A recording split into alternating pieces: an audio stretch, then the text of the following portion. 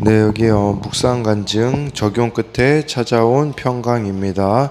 가난한 농부의 아들이자 육남매의 맞이로 태어난 저는 오직 잘 먹고 잘 사는 것을 목표로 살았습니다. 그러다 2005년에 딸이 이단에 빠지는 사건으로 주님을 만나게 되었습니다. 집안에서 처음 믿음을 가지게 된 저는 전통대로 행하지 아니하는 모든 형제에게서 떠나라는 말씀처럼 음주, 가무 등 세상 문화를 멀리했습니다. 하지만 회사 대표로서 일과 돈을 숭배하며 가족을 무시하다 보니 형제들과 20년 가까이 남보다 못한 관계로 지내게 되었습니다. 편찮으신 아버지를 1년 넘게 간호하면서 힘들 때 같이 하지 않는 동생들이 야속했고, 아버지께서 소천하신 뒤에는 재산 문제로 형제들과 갈등의 골이 더욱 깊어졌습니다.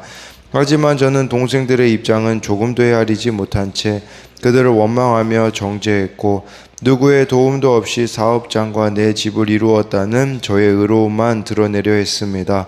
그러니 당연히 가족 모임은 지옥과 같았습니다. 그러다 저는 이단에서 나와 신앙을 회복한 딸의 권유로 큐티하는 공동체에 속하게 되었습니다. 하지만 소그룹 모임에서 피해자가 화해의 열쇠를 쥐고 있으니 형제들에게 먼저 사과하시라는 지체들의 말이 이해되지 않았습니다. 이후에도 공동체에서 여러 번 같은 권면을 들었지만 순종하기를 거부했습니다. 그러다 저는 저희 부부의 마음을 가장 어렵게 했던 여동생에게 죽을 것 같이 힘든 적용으로 사과에 전화를 했고, 마침내 눈물로 용서와 화해를 하게 되었습니다. 지금은 불신과 원망의 때를 보내고 말씀의 빛 가운데 서로 형제애를 나누고 있습니다. 말씀에 순종하지 않으면 그로 하여금 부끄럽게 하라고 하신 말씀처럼 공동체의 권면에 바로 순종하지 않고 고집을 부렸던 저의 모습이 부끄럽기만 합니다. 이기적으로 나밖에 몰랐던 저에게 미안해요, 내 생각이 짧았어요 라는 천국의 언어를 알려주시고 친히 때마다 평강을 주시는 주께 깊이 감사드립니다. 적용하기입니다. 믿지 않는 동생들에게 내가 나보다 오라 하는 천국의 언어를 자주 사용하겠습니다. 형제들 앞에서 예전에 서운했던 일들을 일절 말하지 않겠습니다. 네, 말씀에 순종하지 않으면 그로 하여금 부끄럽게 하라고 하신 이 말씀처럼, 네, 공동체의 권면에 바로 순종하지 않고 이렇게 고집을 부렸던 자신의 모습이 부끄럽다라고 이렇게 하는데, 정말 이렇게 공동체에 이런 권면들이 있을 때 순종하며 나아가는 것이 또 지름길이라는 것을 이렇게 기억해야 합니다. 오늘은 이 데살로니가 후서 3장 6절부터 18절까지 이렇게 마지막 부분인데요. 6절에요. 형제들아, 우리 주 예수 그리스도의 이름으로 너희를 명하노니 게으르게 행하고 우리에게서 받은 전통대로 행하지 아니하는 모든 형제에게서 떠나라 라고 해서요. 여기서 이제 이 게으른 자에 대하여서 바울이 책망하는 내용이 나와 있습니다. 게으르다라는 이것은 행군 중 대열을 이탈한 무책임한 병사의 모습을 가리킬 때 쓰는 단어인데요. 즉 이 게으르다라는 것은 교회 질서를 지키지 않고, 하고 교회에서도요, 하고 싶은 일만 하고 하기 싫은 일은 하지 않는 것이 바로 게으르게 행하는 영적인 게으른 자다라고 할 수가 있습니다. 그런데요, 이 게으른 자도요, 나중에 밑에 구절에서도 우리가 보겠지만, 이들은 여전히 형제이고 제거 대상이기보다는 회복시켜야 할 대상이다라는 것을 알아야 한다라는 것이에요. 그래서 이 모든 형제에게서, 그러니까 이 게으른 자는 여기 나와 있듯이 우리에게서 받은 정통대로 행하지 아니하는, 정말 이렇게 말씀의 가르침을 받지 않는 자들이 게으른 자겠죠. 그들에게서 떠나라 라고 하는데, 떠나라라는 것은 말 안 들으니까 쫓아내라, 이제는 관계를 끊어고 배척해라, 그런 의미가 아니라, 이것은요, 그들로부터 자신을 분리하라 라는 이런 의미가 있는 것이에요. 그렇기 때문에 계속 이런 자들을 따라가다 보면 어떻게 될까요? 신앙이 엉망진창이 될 수밖에 없다라는 것을 알아야 합니다. 그러면서 또 교회도요, 계속 그러다 보면 이 기준이 낮아질 수밖에 없는, 네, 물론 이 문턱은 낮아야 되긴 하겠지만, 네, 교회 안에서 말씀의 가르침을 따르지 않는다면 그것은 문제가 될 수 있다라고 할 수 있습니다. 그래서 이것에 대한 적용도 나에게는 어떤 게으름이 있습니까? 우리에게 있는 정말 이런 영적인 게으름들이 무엇이 있겠습니까? 교회에서 큐티해라 그러는데 큐티하고 있지 않는, 또 이렇게 구역 모임에 속하라고 하지만 속하고 있지 않는 그런 게으름이 나에게 있지 않느냐라는 것이겠죠. 공동체 안에서 하고 싶은 일만 하고 하기 싫은 일은 외면하고 있지는 않습니까? 우리도 한번 돌아봐야 돼요. 교회에서도 하고 싶은 일, 정말 하고 싶은 일만 내가 거기 집중하려고 하고 해야 되는 일은 또 외면하고 있는 모습도 있을 수 있다라는 거겠죠. 또 한 가지는요, 교회 공동체의 질서에 순종하고 있습니까? 그래서 이 지체들의 이런 권면들이나 공동체에서 또 이렇게 정해진 이런 질서들에 대하여 순종하고 있는지, 사실 이거는 말씀에 근거하여서 정해놓은이라고 볼 수가 있습니다. 7절부터 9절에요. 어떻게 우리를 본받아야 할지를 너희가 스스로 아나니 우리가 너희 가운데서 무질서하게 행하지 아니하며 누구에게서든지 음식을 값없이 먹지 않고 오직 수고하고 애써 주야로 일함은 너희 아무에게도 폐를 끼치지 아니하려 함이니 우리에게 권리가 없는 것이 아니요 오직 스스로 너희에게 본을 보여 우리를 본받게 하려 함이니라 라고 이렇게 말씀해 주고 있습니다. 그래서요, 바울이요, 어떻게 우리를 본받아야 되는지 안다라는 것은 아까 그 6절에 게으른 삶의 반대 모습을 너희들이 보지 않았냐라는 것이에요. 바울과 이 동역자들이 이 데살로니가 지역에 3주밖에 머무르지 못하였잖아요. 그런데도 그 3주 동안이라도 바울은 어떻게 본받는 건지를 실제로 보여주었다라고 이렇게 말씀해 주고 있어요. 그러니까 바울과 동역자들이 복음과 일치하는 삶을 살았음을 이렇게 말씀해 주고 있는데, 그래서 이 게으름의 반대가 7절에도 나와 있잖아요. 우리가 너희 가운데 무질서하게 행하지 아니하였다. 그러니까 이 게으름의 반대는 질서 가운데 행하는 겁니다. 그리고 구원을 위하여서요, 하기 싫은 일도 하는 겁니다. 어떻게 했습니까, 바울이? 사실 이 데살로니가 교회나 후원 받을 수 있었습니다. 그런데 바울이요, 후원 받지 않고 너희들에게 내가 폐를 끼치지 않고 수고하여서 주야로 일하였다라는 것은 바울이 그 천막 만드는 일을 하여서 자비량으로 사역한 것을 이렇게 말하고 있는 것이에요. 그래서 바울의 편지를 보면 그 당시에 성도들에게 민폐를 끼치는 거짓 사역자들이 있었거든요. 정말 그들과 다른 모습을 보여주기 위하여서 충분히 재정적으로 교회에게 후원을 받을 수 있었으나 바울은 이렇게 본을 또 보인 모습이 있었다라고 할 수 있습니다. 그래서 이 7절부터 9절에 대한 적용은 구원을 위해 해야 하는 내가 하기 싫어하는 일은 무엇입니까? 나는 입으로만 명령합니까? 먼저 본을 보입니까? 우리가 구원을 위하여서는요, 이렇게 안 해도 되는데 라고 생각되어지는 그 일도 해야 되는 게 무엇이 있느냐라는 것을 묻고 있는 것이고요. 10절 말씀을 보게 되어지면요, 우리가 너희와 함께 있을 때에도 너희에게 명하기를 누구든지 일하기 싫거든 먹지도 말라 하라 하였더니 라고 해서요, 여기서 너희에게 함께 있을 때도 라고 하는데 이거는 3주 동안 있었던 거겠죠.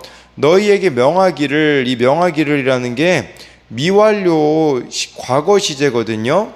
무슨 뜻이냐면 한두 번 이야기한 게 아니라 반복해서 계속해서 이야기해 주었다라고 하면서요, 누구든지 일하기 싫거든 먹지도 말라라는 것은 바울이요, 이 데살로니가 지역에 3주밖에 안 머물렀는데도 정말 많은 말들을 해주었음을, 기독교인으로서 기본적으로 이렇게 갖춰야 되는 것들을 가르쳐 주었음을 볼 수가 있어요. 이걸 통해서 우리도 한번 생각해 볼 수 있는 것은, 단기간이라고 할지라도 끊임없이 말씀을 가르치고 하는 것에 대한 필요성을 생각해 봐야 돼요. 그렇기 때문에 정말 이 교회가 언제 그 대상이 떠날지 모르기 때문에 정말 이렇게 교회에 속해 있을 때 정말 이렇게 말씀을 나누고 가르쳐 주는 것에 대한 필요성에 대해서도 생각해 볼 수가 있는 것이에요.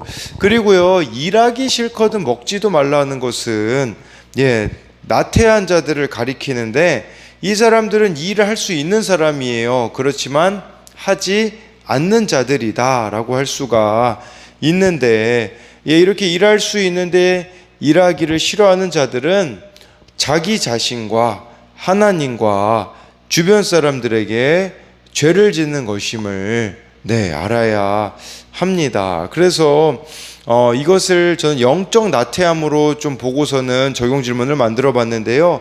알면서도 계속해서 끊지 못하여 자기 자신과 하나님과 주변 사람들에게 짓고 있는 죄는 무엇입니까? 그래서 정말 이게 영적으로 내 발목을 잡는 것인데 끊어내야 되는데 끊지 못하고 있어서 참 자신을 힘들게 하고 하나님과 또 주변 사람들에게도 이렇게 죄를 짓고 있는 것이 무엇이 있습니까? 11절 12절에요. 우리가 들은즉 너희 가운데 게으르게 행하여 도무지 일하지 아니하고 일을 만들기만 하는 자들이 있다 하니, 이런 자들에게 우리가 명하고 주 예수 그리스도 안에서 권하기를 조용히 일하여 자기 양식을 먹으라 하노라 라고 이렇게 말씀해 주고 있어요. 게으르게 행하고요, 일하지 않고 일만 만드는 자들이 있었다라고 하는데요. 이게 이 사람들이요, 교회를 이용한 거예요. 어떻게 이용했냐면, 교회가 구제를 많이 하잖아요. 그 당시에도 교회들이 구제들을 많이 했는데, 그 구제한 걸로 그냥 얻어먹으려고 했던 자들이 있어요. 그리고 이 사람들은요, 말만 많이 하는 자들이었었다. 일을 만들기만 하는 자들이 있었다라는 것은요, 다른 성도들에 대한, 이 사람들은 구제에만 의존해서 살 뿐만 아니라 다른 성도들에 대하여서 뒷말을 하고 그들의 삶에 과도하게 관여하여서 문제를 일으켰던 것으로 보입니다. 그래서 여기서 일을 만들기만 하는 자들에 대해서 여러 가지 해석들이 있더라고요. 그런데 원어적인 의미로는 중요하지 않은 일, 아무 가치 없는 일들을 가지고 상대방을 지적하고 개입하고 간섭하면서 설치고 돌아다니기에 바쁜 사람을 가리키는 것입니다. 그러니까 자꾸 본질이 아닌데 이 비본질적인 것들을 가지고선요, 막 다른 사람을 간섭하고 다니고요. 이 사람들은 정말 중요한 일에 몰두해야 되는데 자신의 삶을 가꾸는 데는 전혀 관심이 없는 그런 자들을 가리키는 것이라고 할 수가 있는 것입니다. 그래서 이 11, 12에 대한 적용은 다른 사람의 삶에 대해 뒷담화를 하거나 지나친 간섭을 하고 있지는 않습니까? 뒷담화가 아니라 그 사람을 위하여서 어떻게 십자가를 져줄 수 있겠습니까? 라고 해가지고요, 정말 이렇게 말만 많은 자들을 향하여서 바울은 본을 보여주고 있는 모습이 있잖아요. 그러니까 말 많이 하지 말고 정말 스스로 믿음 가운데 살아가고 있는 그 모습을 좀 보여주라는 것이에요. 그게 12절에도 보면 나와 있는 거죠. 그리스도 안에서 권하기를 조용히 일하여 자기 양식을 먹으라, 이제 이렇게 나와 있지 않습니까? 13절부터 15절까지요. 형제들아, 너희는 선을 행하다가 낙심하지 말라.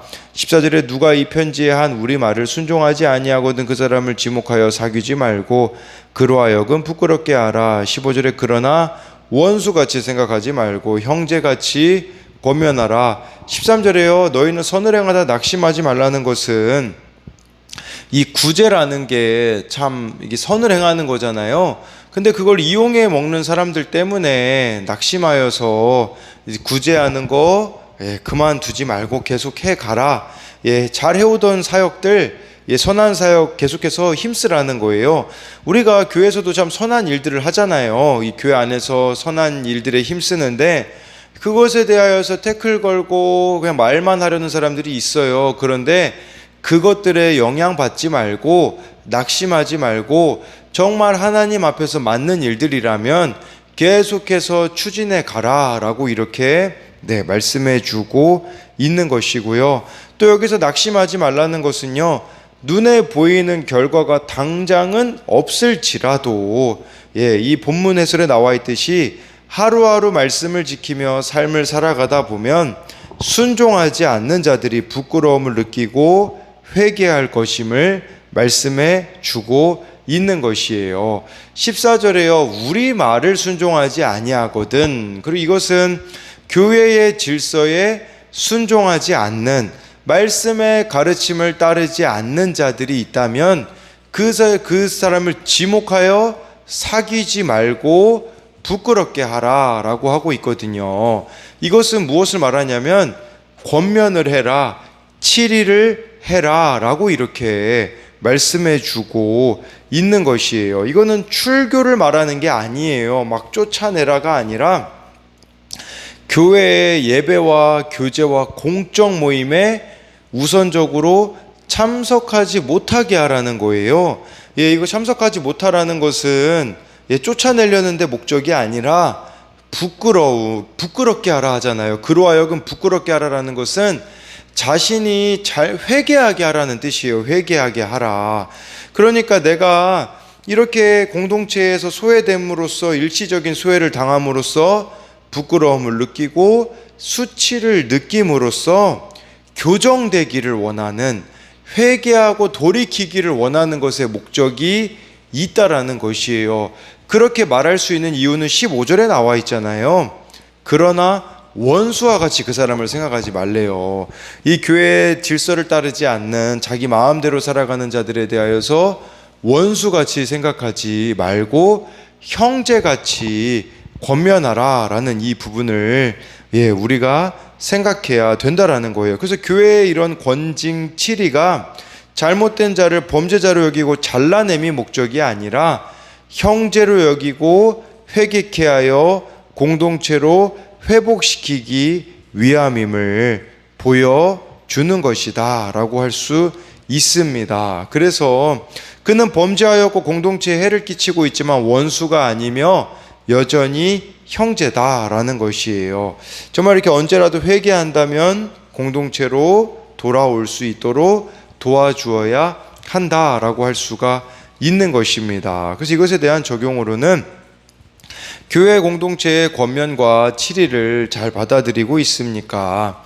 아니면 교회만 옮겨버리면 된다고 가볍게 생각합니까? 이 치리 권징 받지 않으면요, 권면을 받지 않으면 신앙이요 잘할 수 없습니다. 자꾸 교회만 바꿔 다니는 사람들이 있어요. 정말 근원적으로 이렇게 바꿔줘야 되는 부분들이 있는데 치리하면 그냥 다른 교회로 옮겨버리게 되어지는 일들이 있는데 그것은 회개의 기회를 놓치는 것이다 라고 할 수 있습니다.